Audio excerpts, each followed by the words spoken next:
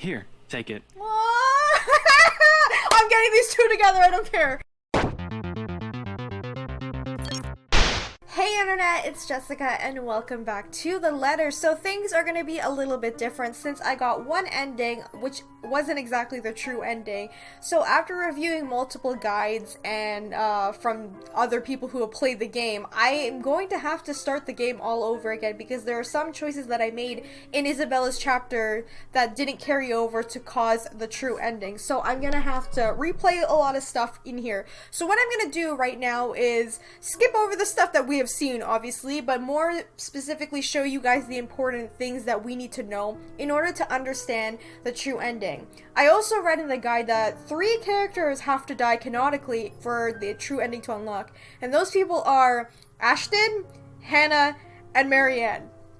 The 3 people that I don't want to die, they unfortunately do have to die. So, I was also told that if I want to understand fully, I need to unlock the fragments. So every time a character dies, a fragment of Takako's memories show up. So, I already got one from Rebecca's death in my first playthrough. So what I'm going to do is, before we reach the final ending of this game, I'm going to show you guys all the deaths of all the characters, and then we can take a look at the fragments and kind of like assess what's going on. So, yeah, this one is not going to be a nice one because this time I'm actually going to have to kill people and not save them. So this is going to suck. Anyway, we're going to start off with Isabella. More specifically, she needs to meet with the professor, not the priest, and that's what I chose in my first run.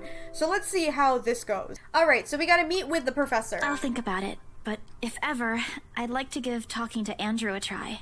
Ash's name flashes brightly on the screen. Is he calling because of this afternoon? Thank you so much for spamming my inbox, scaredy cat. Hey, Ash. What's wrong? I just had a long day. The couple who bought the house wanted us to finish processing the papers within the week. It's a little hectic, but we'll manage. Really? You sold it? Don't sound so surprised. I told you, you don't stand a chance. The rights won't take no for an answer. Okay, maybe there's a chance that I can get these two together. You've been on the losing end from the very start. Ha! Whoever said I was interested in the house in the first place? But you said... Despite his light tone, his snicker only comes off as annoying in my ears. I have to fight the urge to end the call right then and there. Stupid Ash. You're such an ass. And just so you know, I'm not treating you to a separate celebration. Or ever. No, that's just unfair. And here I was looking something up for you. Didn't you say you wanted to talk to Andrew? That's right. I pause. I did say that, but I didn't think he'd actually go through with the trouble considering how much he scoffed at the whole topic in the first place. Is he okay with that? Totally. Besides, I need to ask him about something. I might as well do it soon. What do you say you come with me tomorrow morning? Well, there's no harm in it, I suppose. I've got a free day anyway. Great, I'll just pick you up. Don't oversleep. Don't compare me to you. I'm not the one who sleeps like a rock. Another round of chuckles comes from him. Oh, I will live for the day he'll stop making fun of me. Just you wait. You stupid asshole. As I'm about to end the call, he clears his throat. And, Isabella? His sudden definitive tone sends me eyebrows shooting up into my hairline. Is the world ending today? Yeah? Did you forget something? Do you think What? Never mind. What? Good night. Was he gonna ask her out? What was happening? He hangs up instantly. Rude, completely rude. I didn't even get to thank him. The busy tone, though muffled, echoes through the receiver. No one is saying this will work, even I am doubtful it will. But right now, I'll take anything. Anything to get out of this nightmare. If it wasn't for Ash's call last night, I'd probably sleep in. When 9 a.m. rolls around, I am already heading downstairs where Ash is waiting for me in his car. His hair is disheveled mess, eyes drowsy, and overall looking like he hurried to get out of bed. Or fell out of it, or both. He looks adorably rumpled this way. But I'm not going to tell him that. It only blowed his unbearable ego. Good morning, Ash. He makes a motion with his fingers around his ear, tone it down. Can you even drive? He answers me with a slight raise of hand, a yawn, and nothing more. He's never been particularly fond of mornings, and for that I'm thankful to every god in the universe less mental capacity for him to make fun of me. Ha! There's a reason why mornings are my favorite. It doesn't take long for us to reach our destination. The small cafe is situated in Luxborn's busiest streets, and the same one I'd often visit with Becca for its cheap food. I'd never gone here on Sunday, and it's striking how different it appears without the usual weekday and Saturday rush. The atmosphere especially reminds me of something we also had back home, near the university I used to attend. I wonder what happened to it. It was being renovated before I left, so I never got to visit one last time. The place has always had a calming effect on me. But today, despite standing in this place similar to it, anxiety easily washes over me as soon as I step out of the car. I'm quite used to dealing with people I've never met before, thanks to my work, but still, I don't know him. In spite of the fact that both Ashton and Becca have vouched for him, what will he think of me and my story? What does he think? What if he thinks I'm crazy? Hell, even my own friend thought so. I draw in my breath and quell and panic begins to rise in me. Oh well, only one way to find out. That's true. With the priest and Zachary, at least it's something in Isabella's element because he's a Catholic priest and Isabella is Catholic, so it makes sense. This is just some professor that she never met before, so this is a little bit different.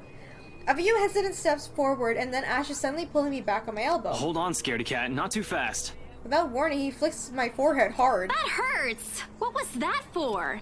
He's already walking away when I look up, and I hurry to catch him, puzzled. I really don't understand this guy. And please explain why you're flicking other people's forehead all of a sudden because he likes you. Oh my goodness. So rude. Get yourself together, will you? He's not going to bite. He's very accommodating, too. I wasn't scared of him or anything. You don't look like it. Didn't sound like you were okay last night either. Huh? What was that last one? Hey! Don't just ignore me. All questions and retorts die in my mouth once he opens the door to the shop. A cast iron bell attached to it chimes softly, announcing our arrival. The smell of freshly brewed coffee welcomes us as soon as we step in. Like the usual, several tables and chairs have been set up for the patrons, but most of the customers have forgotten them in favor of more comfortable throw pillows and bean bags the staff has laid out on the floor. Becca would love to know they have something like this on Sundays. She'd be complaining how uncomfortable the library chairs are for a long time now. Ash leads me to the secluded spot near the window where an old man, probably in his 50s or 60s, is seated, enjoying a brew and a book. Professor Clark. It's just Andrew now. I'm no longer your professor, Detective Inspector Frey. The guy, Andrew, looks up from his book and gives him a smile. A sheepish look crosses Ash's face at the older man's astonishment. More than usual, in my opinion, is seeing him appear like a parent just to scold at him.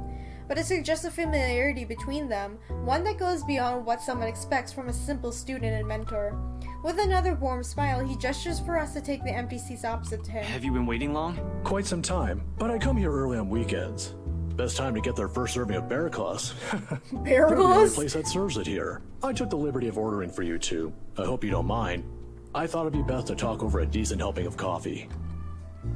Soon enough, a waiter brings us 2 more cups and sets down a basket of peach juice. Aren't you going to introduce the lady? Ah, right. Sorry. Isabella, this is Prof. Andrew. He's one of my professors back at the university. Andrew, this is Isabella Santos. Santos. Portuguese? Spanish? Brazilian? Mexican? Filipina, actually. It's a pleasure to meet you, Professor. Ah, your name carries a lot of history, Miss Santos. Yes, there's a lot of Spanish history in the Philippines. Just Andrew is fine. Don't do what Ashton's doing. He doesn't listen to this old man.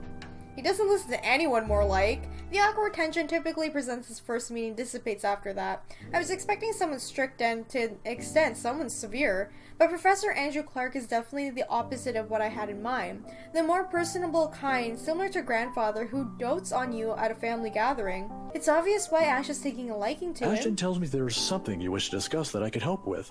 Let's hear it then. I give Ash hesitant glance, but he just nods and gestures towards Andrew with his head. He's leaving this to me. It's my story to tell, after all. I keep it short and concise. I found a letter in this mansion, now I'm cursed. Exactly as I have told Ash and Zach when they asked about it. I don't mention the name of the place. No use in saying it now that someone else legally owns it. No use dragging other people into my problems. I'm sure it's that letter I found, but I don't know anymore. I just want to know how to escape this nightmare. Of course. We're talking about the one in Anslin Village, aren't we? How did you... Don't look so surprised.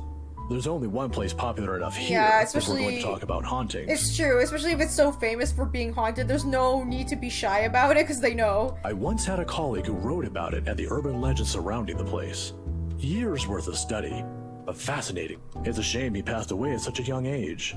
He would have done a much better job at explaining topics like this one compared to me. Ashton here might disagree, but it's an interesting topic in sociology. if you care to have an open mind. Studying the science and theory behind it is completely different from outright believing in it. You don't believe in those stories, sir? Now, this isn't a question of belief. All I'm saying is things like these speak a lot about a place's culture and history. So I guess, like, he doesn't exactly believe it, because he has a point. When stories are told from generation to generation, they change because people tend to forget the true story and they kind of make up stuff to, like, put the in-between, and then it turns into this, like, weird story in the end. But, you can tell a lot from history, with that stuff like that, like, you know, knowing, the story's origin and how it ended up to being now. So, I wouldn't say he doesn't believe it, but I guess he wants to know the truth about it. And it's not just limited to ghosts.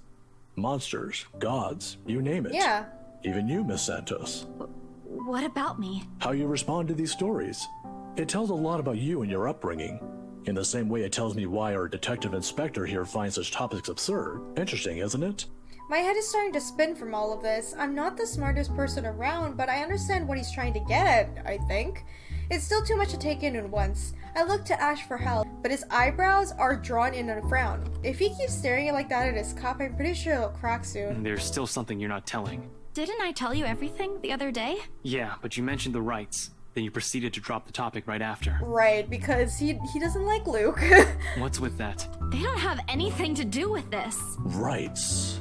Luke and Hana Oh, rights? this is awkward. Yeah, they're the ones who got the place. I'm not surprised. They're the kind who gets what they want when they set their eyes on it, from what I've heard. Word gets around.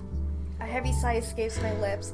Popular or not, they're just my clients. I bet a little pushy, but just clients, end of story. I wish he'd stop pestering me about it. I know you're just trying to help. Shut up, Ash. No, I'm gonna be nice to Ash. I don't think riling them up is a good idea. Also, I want them together, so, you know, I'm just gonna be like, I know you're trying to help. What is it that Becca does when dealing with particularly difficult child, the pesky, annoying kind? I wish I could remember. I could certainly use the same trick right now. Ashton, look here. I know you're trying to help, but the deal's almost already closed. The papers are being prepared. Once it's done, it's over. I'm just their agent. And when is that happening? When what? Is there even a purpose to this line of questioning? Your working relationship with them. When's it going to end? About a week from now? It depends on how long the papers will take, but they want us to rush it. Really? You're absolutely sure about that? Yes, really. Unless they want to buy a house again and want me and Rose to be their agent. If yes, then I don't see a problem with it. Now stop annoying me about it. Don't accept it. What? Why? It's my job. Oh lord, even my younger siblings are this difficult to deal with. Then again, Ash is far from a younger sibling to me. If you'd only spell it out, surely I'd understand. We wouldn't even have to talk about it right now. I know, I really do wish Ash would tell them, but I remember his reasoning is because he wants to keep everyone safe. But in the long run, it's not worth it to keep the secrets. That's how it is, right? Find an even ground, talk about it like we're adults, we are. It wasn't like this before, but something along the way, something has changed in us, as people, as friends. I wish there was a way I could tell them when or why. Instead, I'm left searching blindly for reasons, and the next thing we know, we'll be drifting further and further apart. How frustrating. Now, kids, settle down. We're not going to solve anything by shouting. Sorry, Sir Andrew. And we're not going to solve anything either if you keep omitting things. Speak for yourself. I'm not the only one doing it. You'll have to forgive my former student, Miss Santos. He's always been the curious kind. Many people think he's lazy, but it's actually the opposite. I see that hasn't changed. Oh, really? How is he back when he was your student? I'm sorry, I need to ask. He doesn't talk much about that. And there's a reason why. Please don't. No, please tell me. Tried to sleep on the first day of class. He didn't repeat it after what I made him do when I caught him. Students like him are the easiest to deal with, once you know what piques their interest. I'd have to say, he's one of the very few who's actually interested in the subject, though. But there was this one time when... By the end of the conversation, Ash looks like he's praying for the grunt to swallow him. He's never been the one to talk about himself. What I know about him are mostly bits and pieces I've gleaned over the years. He's an atrocious singer, he's bad at art, and has a personal vendetta against mornings. Now it feels like that he isn't hard to figure out after all. It's past noon when Andrew asks us to leave for another meeting. But before we separate... Miss Santos, a word of advice. Just keep in mind that when it comes to cases such as this, They aren't always what they seem. Naturally, the mansion and the letter was brought up several times during our talk, and though Ashton's right in that Andrew offers a different perspective, he has left me with more questions than answers instead. What is she? What does she want from us? Is she ever going to leave? They continue to bug me after we have left the coffee shop. I don't even notice when Ash takes a different turn on her way back. Where are we going? You can drop me off at the park. Guess. You have 3 chances. We're at the movie theater, why? I'm serious, Ash. Where are we going? He doesn't answer, but surely he stops his car in front of a small, nondescript food stall a little ways away from the movie house. If I wasn't paying closer attention, I would have missed it without a doubt. He motions me to wait as he gets out of the car and walks in its direction. Sheesh, if you want to buy something, just say it. No need to make yourself look mysterious. It makes you look more like a dork than cool. I kind of like that Ashton's like that. It's kind of cute. The wait wasn't long, however. Soon he's walking back, holding 2 fish-shaped cones in both hands. Ice cream? Parfait? A cross of the 2? By the time he's back inside the car, I've given up an effort to figure out what he's brought. Not that it looks bad, it actually looks quite cute. Here, take it. I'm getting these 2 together, I don't care. I have to move my hand back a little when he thrusts it at me, to avoid the ice cream and the fruit toppings from ending up on my nose. What's this for? Oh my god! He got her ice cream! What a sweetheart! My arm's getting tired. 5, 4, 3, 2... With a wary glance I take it off his hands. I still don't understand why there's a need for ice cream today. Nevertheless, I take a small bite. It's actually pretty good. I must have shown him my face because he chuckles as soon as I take another one. Saw the place open the other day when we watched Zach's movie. Thought I should give it a try. It doesn't seem like a bad place to get food from time to time. And you're giving me free ice cream because... He likes you. Do I need to have a reason? Oh! Are you really going to ask me that? Here's the thing with Ashton Frey. He does not just treat anyone for free food because he feels like it. He's that much of a Scrooge. Hell, he even asked me to teach him how to haggle once. Haggle! Of all people, he asked me that.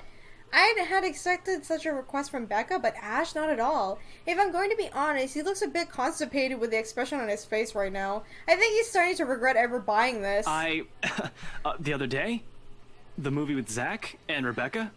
Rebecca's there, yeah. I think so. Yeah. Anyway, during the movie, we, that's to say you, shit. Should have written down something first. What? Get to the point, Ashton. Right. I'm sorry. What? I'm sorry for, not getting to the point. I'm sorry for the other day. I got carried away.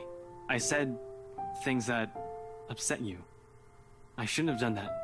I'm sorry. Oh my god, he's saying sorry! Oh, okay. Okay? That's all? That's all you're going to say? Oh my god, this is cute! You're not still angry, are you? You didn't have to buy me anything. A simple sorry would have been enough.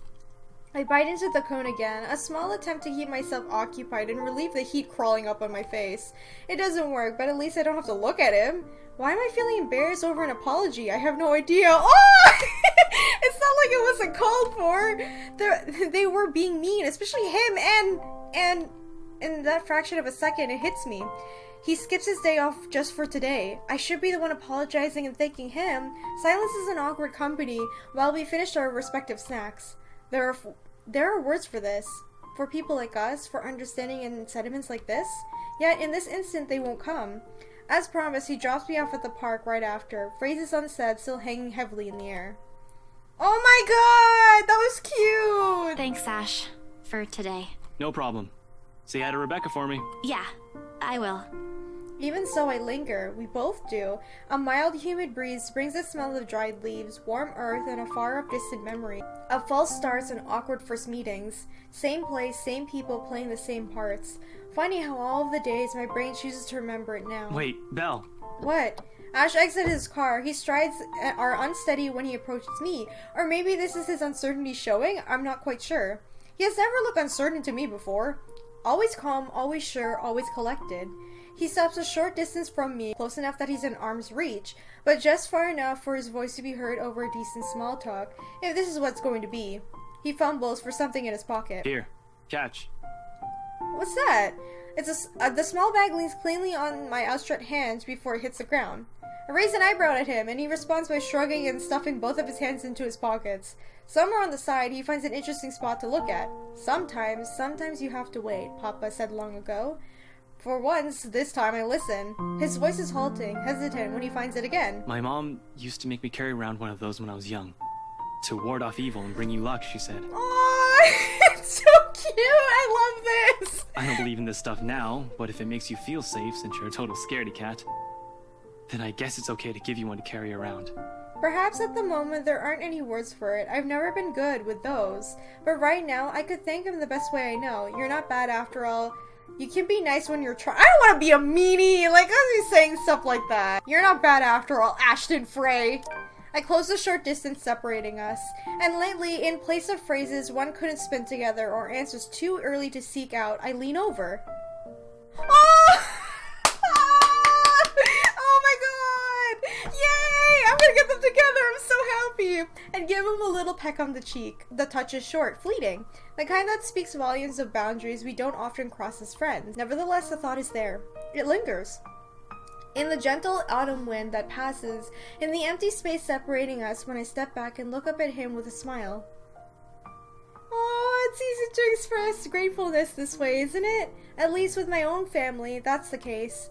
For the two of us, I'm not quite sure. Did he understand? After all, gratitude is considerably harder to put into words when you spent the latter half of your friendship teetering between good-natured jests and ruffled each other's feathers. Seconds pass before he clears his throat. His face has gone remarkably red. Whether it's from the heat or something else, I can't quite tell. Oh my god, come on, you gotta know he's in love with you. But he understands. I know he does. Because the smile on him when we finally meet my eye is the gentlest I've ever seen him show. I, gotta go. Got some reports I forgot to file the other day. Yeah, see you around. Thanks for the ice cream and the charm. Don't lose it. We won't find one here again if you do. I won't. I might move like I have 2 left feet, but I know how to take care of my own stuff. I'm not a total klutz. I know. In Belle? Remember that one time? Devlin Court? Oh, I do, with all the clarity in the world. You... At the time, Oh my god. What I'm trying to say is that you can rely on me. If something... anything happens. Not the exact same thing, of course, but... you get the idea. I'll be around. I'll keep that in mind. You're not that bad after all. Before leaving, he waves at me one last time. The next time we talk, we'll be back the way that we were. Because at the end of the day, that's how things have always moved between us. What we're familiar with, what we're comfortable with. But for all of that, it's always easy to put my own faith in him. I just hope I can keep them safe, keep him safe. A light wind blows again, sending dry leaves swirling in the distance, smell of earth into the air. For the first time, the sunset feels less harsh. Maybe a walk is good? I need to go visit the grocery too. Come to think of it, wasn't there an art store that opened recently near the park? Okay, so this is where she's gonna get her stuff. Alright, cool. And then she's gonna meet Marianne and stuff like that. Okay guys, I'm gonna end this episode of the letter right here. So at least we got progress with, like, you know, Isabella and Ashton being together. But it's just sad because we know how it's gonna end in a result. So I hope you guys don't mind that I'm skipping a lot of stuff, but I do hope that you guys are kind of consistent and like remembering of like what's happening. But if you have any questions, leave them in the comment. I'll try to answer if you guys have any questions, if you forgot about anything. But yeah, this is gonna be a really wild trip because I have to make sure I do everything right, and it's kind of difficult because a lot of the guides say a lot of different things, so hopefully I'll do it right. Anyway, if you guys enjoyed this video, remember to leave a like, let me know in the comments what you think, and be sure to subscribe and hit the bell button so you guys know when I upload the next episode of The Letter. Thank you guys so much for watching, and I'll see you all in the next one. Bye! Whoa! Whoa! Whoa! Check out this dude! Whoa! Why does he have, like, lazy eyes? Is that just me? A man with dark brown hair and a kind face appeared in front of me, having two of them don't get any credit they deserve, so today I'll be talking about 5 awesome video game sidekicks. Number 5. Dexter. Jack and Dexter series. Dexter, the